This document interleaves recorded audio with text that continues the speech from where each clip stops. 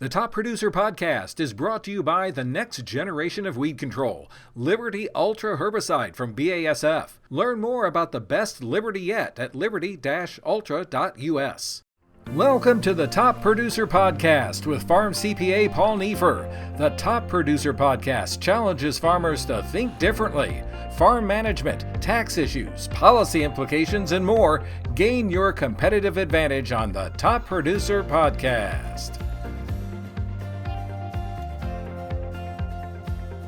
Welcome, everyone, to the Top Producer Podcast. I am Paul Neiffer, your host, and today we're going to have a conversation with, is it Edward or Ed? So I forgot to ask that. Is it Ed or Edward, or you go by both? No, I prefer Edward. Okay, Edward and Rebecca, or do you go by Becky, or is it Rebecca? No, we do the full names over here, yeah. Okay, because I have a cousin, Rebecca, and she goes by Becky, so I had to ask that. So Edward and Rebecca Dalton, who are actually top producer of the year candidates for this year. By the time that you may hear this podcast, we'll know whether they won or not. They already asked me to let them know who won, and I had to tell them you're going to find out exactly the same time I find out. So, and I'm trying, I already forgot. Where are you guys based again? I know it's back somewhere cold, I think, is my memory. Yeah. But so we're in Huron County, Ohio, which is northern Ohio, up on Lake Erie, about the middle of the state. Okay, so yeah, how much snow do you guys have on the ground? We're a little over a foot right now with snow. Yeah, it was a balmy -10 this morning. Okay, so. Okay, well that's okay. I can still wear shorts in -10. So, but I was in Michigan. I was up at Mount Pleasant, Michigan I flew in Monday, then flew back out on Tuesday and flew into the Grand Rapids airport.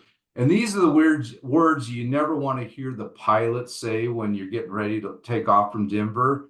He says, Grand Rapids is having issues with snow right now. There's a very good chance that we're going to land in Chicago instead of Grand Rapids. Luckily, we landed in Grand Rapids. So, because the idea of driving from O'Hare to Mount Pleasant, Michigan, wasn't my idea of fun. So, yeah. But as we always do, we always like to start off, and this is a few times we've had a joint podcast. We have both of you on here. Let's go through your background. Maybe Edward and Rebecca, you guys can decide who goes first, but where you grew up, went to college, how you guys met, how many kids you have, if any, or how many dogs or whatever it might be. Yep. So I'm Edward Dalton. I grew up here in Wakeman, Ohio. I actually grew up a quarter mile from where our home farm is. Our home farm is actually where my father grew up. So I didn't make it too far in life. About a quarter mile back and forth is it. I went to high school here locally, and then went to Ohio State, the ag branch for college. No, Edward, you said it wrong. You went to the Ohio State. Come on. Of course. Yep. Okay. Yep. So I didn't want to say that, but yep, definitely went to the Ohio State. Graduated from there with a associate's degree in crop management, and then came back to the farm, and I farmed ever since. Okay, Rebecca.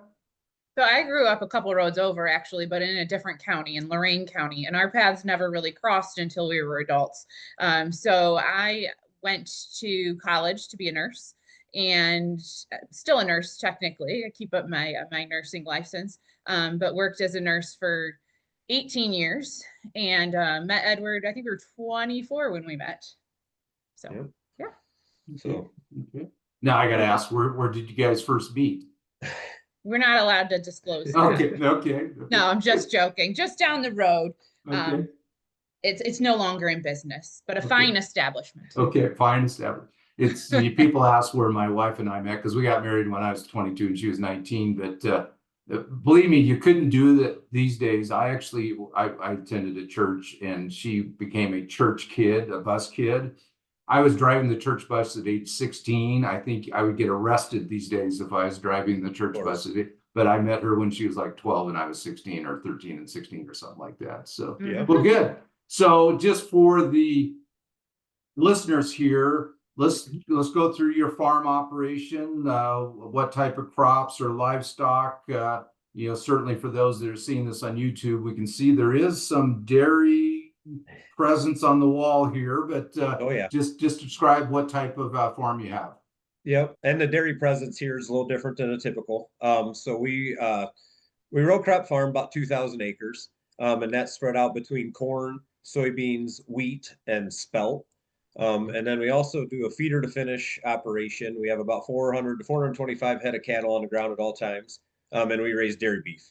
Okay. And we fatten them out, and then everything is sold then direct to consumer through our on the farm store that Rebecca runs. Okay, good. And we'll talk about that here in a little bit. Again, I think for a lot of dairy operations in the last couple of years, they're making more money from the beef side than they are from the milk side almost. So, because Right. those calves, when you pick up those calves, how old are the calves when you actually pick them up? Well, we actually get them weaned, but we Okay. have a group that starts for us. So Okay. we're, our group is getting them at 3 to 5 days old, and then we get them in groups of 50 to 60 on a rotation every 6 to 7 weeks. Okay. Well, then, Rebecca, as Edward was stating, you have a I'm going to call it sort of a unique method of selling the beef and so on. Let's dive deep into those details. Yeah, so about 13 years ago, we had twin boys, and they started taking up a lot more of my time at home and added a little more stress to my life. So I didn't necessarily feel like I needed the stress as a ICU nurse, which I formerly was. So I kind of came to Edward and said, formerly, I really didn't have much of a role on the farm, to be honest, and just said, hey, what could I do to be more helpful on the farm? Where could a role be for me? And he was like, well, sell our beef. Because at the time we were taking majority of it to an auction on a weekly basis. So we still sold some like halves and quarters to friends and family, but it was way smaller scale than what it's turned into. So it started a while ago. I started just kind of promoting that we had beef and that we could sell it to customers. And it just grew and snowballed from there. We now don't take any of our cattle to auction. All of them are 100% sold direct to consumer. And it is through our unique little store, which is located right on the farm here. And it's in a grain bin itself. So people are able to walk inside of a grain bin. When they look up, there's actually a layer of corn in the ceiling. So they get that little detail of actually seeing grain inside that grain bin. But we do most of our business is still halves and quarters. Like 80% of our business is still in that bulk world, but we also sell by the cut as well. Okay. And in the last 10 years specifically, maybe 8 even, we've added pork, we've added chicken, and then we've also added, I think we just did a count of the vendors and it was 35 or 37 other local vendors. So whether that be like maple syrup and honey or popcorn, I'm drawing a blank, 37 of them. Okay. So, Okay. and we don't have over it.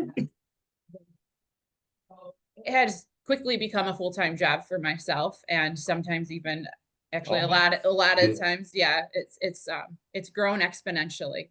Now, on your quarters and halves, do you deliver that directly to them, or do they come to the grain bin for that, or how does that work? Yeah, so we raise the cattle, we take it to the butcher shop for them.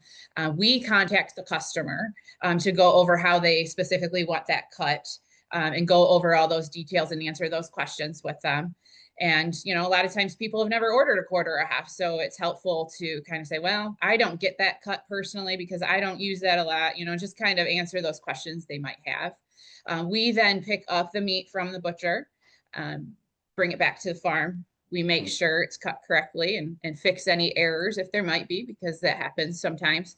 And then the customer comes directly here to pick that up. So they are paying us and only us. They're dealing with us and only us. Which we found a lot of people really like that part of the process. It's not as intimidating, and they feel like they know us. So I think they're a little more comfortable, in talking with us. Now, butchers, are they inspected in your case by federal USDA, or are they inspected by state? Because some states are allowed to inspect versus the USDA. So we use multiple different butchers, and some, are federal, but majority of what ours is done is state inspected. Okay. And my perception in the past maybe was a Holstein is maybe not the best cow for a steak or something, but I know a lot of these are like crossbred with Angus and so on. Edward, can you go into that a little bit more detail? Yep. How this beef is maybe different than the Holstein from 15 years ago? Well, I would probably say that a lot of that would be marketing, how it was marketed 15 years ago. Okay. Because we've been feeding ours the same for a long time, and it has produced a really good beef. But it's certainly a misconception, not just in agriculture, but a lot of our customers will see our cattle and think they will assume because they're black and white that they produce milk, not meat. So it's a big, I guess, area where people are just misinformed. But as far as how we fatten our cattle out on grain, and we use the shell corn and a spelt and a pellet ration. I think our steaks can rank up there with anybody's, no matter how they're fed or what breed of cattle they are. Okay. Now you mentioned spelt.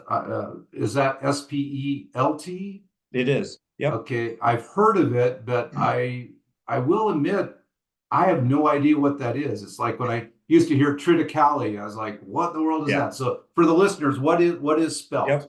So spelt is an ancient grain, which is pretty similar to wheat in all aspects, other than it's in a hull and it stays in a hull. So when we harvest that, it's the berry and the hull. So it's like a fluffy, scratchy product that really helps the inside of the ruminant system of the cattle. So it's like really it's like barley, similar to barley then? Yep, it could be. Yep, very similar. Yeah. And but spelt is also used. It does have gluten in it, similar to wheat. But a lot of people who are intolerant of wheat can actually tolerate spelt. So it's got kind of a dual purpose. It can either be really good for feed, or it also could be milled down for flour, for breads, noodles, stuff like that. I just remember growing up on the farm, and believe me, I'm older than you guys. I know that already. The combine, we didn't have a cab until I was probably, I'm going to say 14 years old. And we used to harvest barley without a cab. And that was like the itchiest, worst experience of my life. By the end of the day, I got, I'm just itching all over the place. So I could imagine. But I'm guessing, so does spelt have a little barb on it like barley does, or is it more of just a smooth type, husk type?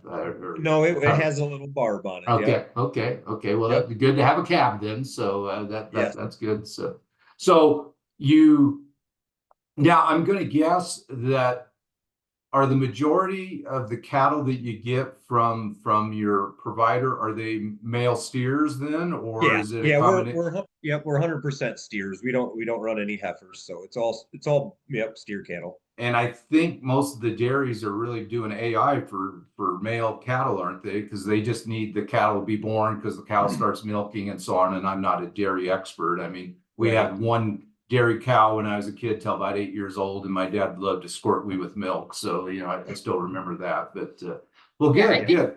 One of the biggest differences and where that misconception comes from is when people think that they're eating dairy beef, they think that they're eating an old retired cow that then got called and sent off to auction. And it's a very different product that we're producing because we are intentionally getting those steers as calves and intentionally feeding them to finish a good beef product, which is very different than, a dairy cow. Yeah. So I think that's kind of where people think of dairy beef. They're like, oh, they're eating an old cow. And that's not the case when you're getting beef. But I still remember that I think it was a Dodge Ram commercial during the Super Bowl 7-8 years ago. And it's the cowboy, he's out in the rain and he has to go find the calf that disappeared.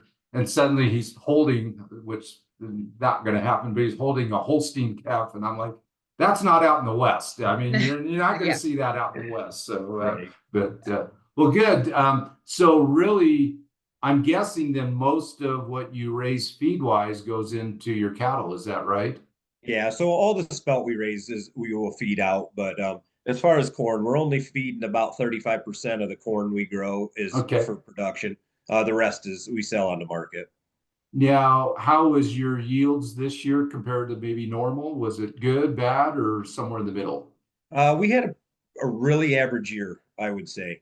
We're spread out not real far, but from north to south, we have probably about 20 miles from top to bottom of what we grain farm.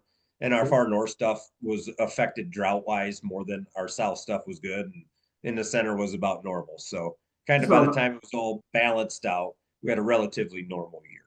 I just know in Washington State 24, we had perfect weather conditions, but we had an issue with one of our wheat varieties, and it was about 10 or 15 under APH. And then this year was probably, well, in wheat, we ended up, I think, on winter wheat about 132, which is maybe a little bit above APH.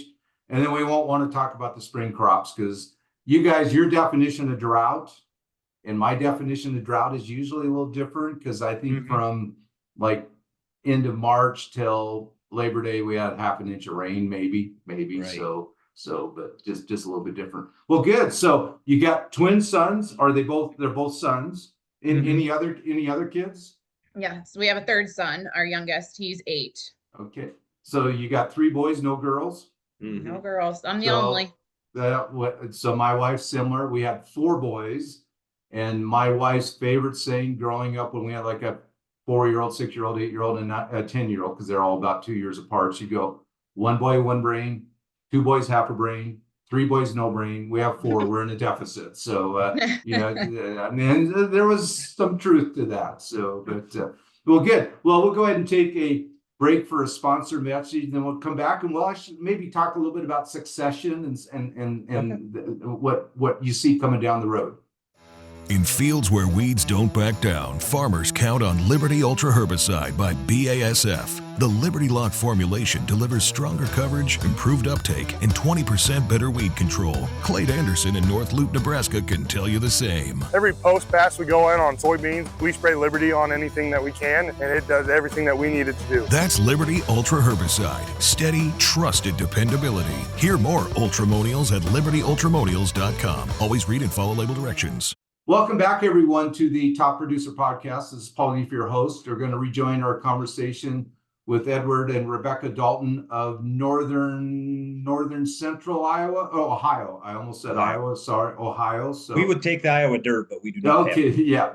I think we all would take the Iowa dirt at times. So, so you have 13-year-old twins, and then the other boy, was he younger or older? He's younger? He's younger. Okay. He's 8. Yeah. So obviously they're not ready to take over the farm, but what's the goal as far as succession and maybe let's back up. So Edward, did you get the farm from your parents or bought it from them? Or let's start with that, and then we'll go into what your plans are. Okay. So I grew up, obviously on the farm. My dad farmed, my grandfather farmed. When I was a little kid, it was my grandfather, my dad, my uncle all farmed together. Early 90s, there was a split. My uncle left the farm. So it was my grandfather, my dad, and I. When I was getting out of high school, I started to buy my grandfather out of the farm. So him and my grandmother moved out of the house we live in now, build a new house on a property they still owned. And then throughout the next 5 years, my dad and I slowly started buying my grandfather out of everything completely. So it was my dad and I farming. Graduated from college, came home. When I was 27, my dad and I were working one day, and unfortunately, he had a heart attack and passed away. So that kind of how Rebecca and I got full 100% control of the farm. You could think of better ways to do that, but I mean, life happens. I mean, it is, I think listeners probably have heard this before, but in my CPA career, I was partners with another guy. We've been partners for about 6 years, and we had just brought in another partner. So there's 3 partners, and I had to go visit some clients right before Thanksgiving. So this is the day before Thanksgiving or a couple of days before Thanksgiving. And I'm talking to my partner. He says, "Have a great Thanksgiving. I'll see you on Monday." So, I mean, just that type of thing. And then the day before Thanksgiving, he went downstairs in the basement of our office and hung himself. So, I mean, and that's why we ended up merging in with Clifton or Larson Allen at that time, soon to be Clifton Larson Allen. So, life happens and we have to respond. So, so that's how you ended up getting the farm. Do you have plans, or you're saying, hey, my kids are really still too young?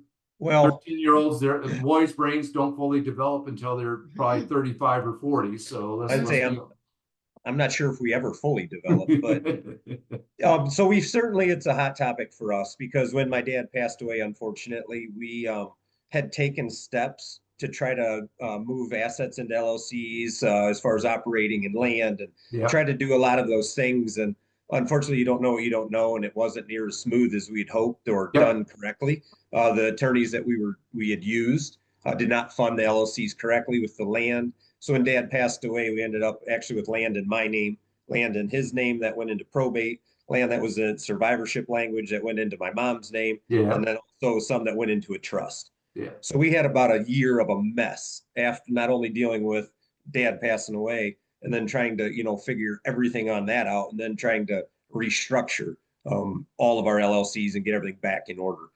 So we've been, I would say, relatively hyper vigilant on succession planning ever since then, because I never want my wife or my kids to go through what we Yeah. had to go through. Now, do I have a set plan of what it's going to do? I think it evolves on an annual Yeah. basis, Yeah. if not more than an annual basis, because kids change, life changes. Who I feel today could help navigate this farm if something happens has changed from 10 years ago when we started to today. So we certainly have a direction, but it's an evolving direction. Do you have any full-time employees, or is it the two of you pretty well cover everything? I'm just curious on that. Yep. So it's the two of us full time. We have a third employee that is full time, and then we also have a part-time employee that's consistent, but he's a younger kid still in school. So he's still giving us some good hours. Then we have 1 to 2 part-time guys we'll bring in spring and fall specifically. I was going to say, because you're dealing with cattle, which is basically 24/7, 365 days a year. Do you actually take some vacations? We try to. Okay. We're lucky. We have a really good team. So it is we are able to sneak away every now and again and do fun stuff like top producer conferences or go somewhere. Well, if you're calling that fun, I mean, we need to maybe talk about your definition of fun, although it is fun. So, but yeah, I think last year I was I know on United, because I'm a 1K on United, I was, I think, 83 nonstop flights, because out of Denver, everything is nonstop. And then I was on Southwest and American, I think maybe Alaska. So I probably have close to 100 flights. So, and this year I'm going to blow past through that. So I think so. But that's not necessarily my wife's idea of fun.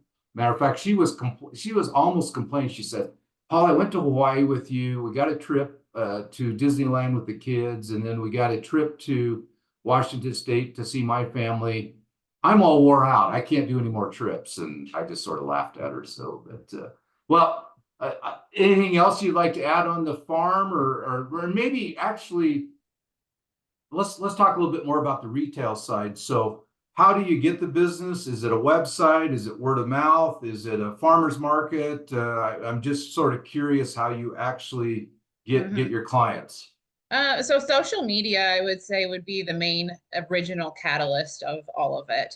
And we just share our day-to-day life on there, which can sometimes be a little, I don't know how to put that. Yeah, I think I can guess. Challenging. Yeah, it can be challenging some days to put yourself out there. But we just share our lives in farming in general and our family. And is that on Facebook, Instagram, or TikTok, or what's all of it? All of them? All of okay. It. Any of it, yeah. Mainly Facebook, but we are on TikTok, Instagram, and we share on there as well. But we really have found we've formed some good relationships and connections with people on there by sharing just our daily lives, and they know our families by following us. So then that kind of creates that connection with the customer, and they know us by name and we know them by name. So we market a lot through there, even though it's not always selling on there. Okay. It's just by sharing more of our story. We also do emails in case, God forbid, something does happen to Facebook one day and we no longer have that connection. I do have emails and an email list to connect with people that way on a weekly basis on specials and things that might be going on. But word of mouth is always huge and king for a lot of people because, people trust other people and they tell them that they found a good place to get healthy, farm raised meat. They're stopping by the store to check it out themselves. And I'm guessing you can always ramp up the amount of beef you bring in to sell through if you need to, or ramp down. It's sort of, hey, whatever the orders come in, okay, you'll ramp up to meet those orders. You can, but the biggest problem that we have with the way we do it, obviously, with raising the cattle, it's a year cycle. Yeah. We have to guess a year from now what we think production's going to be. So it's not like we can just, obviously order a few more and have 2 more beef next week. We're trying to figure out where we're going to go, and that's probably one of the biggest challenges because we have slowly built our herd over the last few years, every year, trying to meet this demand. Because I don't know if Rebecca mentioned, but we maintain, a 4-month at least wait list for a half or a quarter right now, which is awesome. Knowing you have those cattle spoken for in the barn, but you want to fill the orders faster, but you can only raise them so fast. Exactly. Now, as far as your price for your beef compared to maybe a retail store, I'm assuming it's higher, but is it materially higher, or is it, or do you think it's? I'm just curious on that. Yeah, no, I mean, I think We're very competitive with the box stores at the moment, because that market has been through the roof lately. Yeah. So, but no, we're very competitive. I mean, we know what we have in our cattle as we're, purchasing the calves and feed. And so we know what our break evens are and where we need to be to just be profitable. But I don't think that you come to a farm because you want to save money ultimately. No, it's you know the product, the people. Right. You like to say, Right. you know the people. Yeah, I went into Safeway a couple months ago, and I was just picking. My wife said, "Hey, we need a pound of hamburger for some reason." I go in there, I grab it, and $11.99 for a hamburger. When did that happen? So, but I think it was $11. I know it was over $10, but I think it was close to $12 a pound, and it wasn't like 93% lean. It was like 80-20 or whatever it was. Right. So, but and that's what with the retail and having cattle for a year to then sell them in the store, we're trying to take away that high curve up or down. Ultimately we want it to be a long play to where these families continue to buy beef and then other families for, a long time. So we're trying to stay as relatively, I guess, equivalent to grocery stores as we can be for now, and then have a long customer relationship. Yeah. And I assume you don't name any of the cattle. You don't name them, right? I mean, I don't. Do your kids? Oh yeah. Of course, there's always ones that stand out. They have their 4-H calves. Those all have names. But out in the barn, even here, there'll be a couple that like to be a little more curious, a little more friendly, and they end up getting names. Our one full-time employee likes to give them names. So my people have said, hey, I don't believe in reincarnation, but if I did believe in it, I'd want to come back as an animal or a pet of your wife. Never of me. It's always of my wife. But we purposely bought a steer because we had a ranch, 200-acre ranch in Washington State. We bought a steer to fatten it up. And my wife named him Barbecue, so she wouldn't get emotionally attached. So, well, good. We'll go ahead and I always end with 3 or 4 key questions on the end. So I can usually guess sometimes on the first question, but who was your mentor in this whole process? If you had a mentor. I mean, my original all-time mentor would have been my father. Yeah. I mean, it's. I wish I had a more original answer or something better, but it's the truth. It's 80% of the time it's parents of one way or another. I mean, I would say the same with my dad. My dad was older. My dad was 47 when I was born. Didn't talk a lot, but when he did talk, I paid attention. I learned a lot from him. It's interesting. My mother didn't speak English. She was her parents were Norwegian. Didn't speak English until she hit first grade. My dad only had 8th grade education, but hard work paid off. So how about you? For you, Rebecca? I mean, definitely my parents had a big role in who I became. Obviously, they were both in the medical field, so that's where I went, but also had a love for animals, which kind of guided me into this current path. But I've also found just fellow female farmers that aren't necessarily local in my area, but from around the country that I stay connected with, and we bounce ideas off of each other and just complain to each other some days, and just somebody to have. Edward, typically about the husband, so yes. They get brought up some, yeah. But no, I mean, I just have a good group that I've surrounded myself with to help, on the hard days and even on the good days with the wins. So yeah. And then, do you have time for any hobbies? Sure. So I grew up snowmobiling, so that's one of our hobbies, and our kids enjoy it. And we try to get up to northern Wisconsin once a year if we can, and do that. And then locally when we have snow too. And then our boys are really into showing cattle. So we're part of a Ohio dairy beef circuit. So we travel in the summer. It's a point series that we travel with our Holsteins, and the boys show the steers, and then obviously end up at the end of the year at county fair. So that would be our biggest hobby. Okay. Well, and I like more work. So I have a small flock of sheep, and we have lambs, and he tells me all my hobbies require more work. Yeah, I was going to say, this really doesn't sound like hobbies so far, but my wife, she had goats when we were in Washington State. We don't have them here, but it's at least once a week. She goes, "Paul, should I get goats?" And I'm like, "Hey, you can do whatever you want." So we'll get. That's the right answer. Yeah. Is there any? Well, I learned that very early in my marriage. Anything that keeps you up at night? Yeah. Sure. Or keep it to a list of 2 or 3 items. Yeah. There's always stuff that keep you up at night. It always seems like the stuff that are uncontrollable. So I'm not sure why that's what always bothers me the worst. But from weather to market prices to what the outlook on anything. So, but yeah, there's certainly those things that keep me up at night, and making sure we're doing the right thing day by day, not just for our family, but for our community too, just to do it the right way and keep doing it. Okay. Anything you'd like to add, Rebecca? No, I think that we can, I can agree with Edward. I think the things that keep you up at night are the things you can't control, because as farmers in general, we're the fix-it type personalities. If there's a problem, we can fix it. Let's just do A, B, and C. And in farming, unfortunately, a lot of those aren't in our control. Yep. So those are the things that lead to some sleepless nights. But I don't know, pray about it. Yeah, exactly. My dad used to always tell me too, if you work hard enough during the day, sleeping at night won't be a problem. Yeah.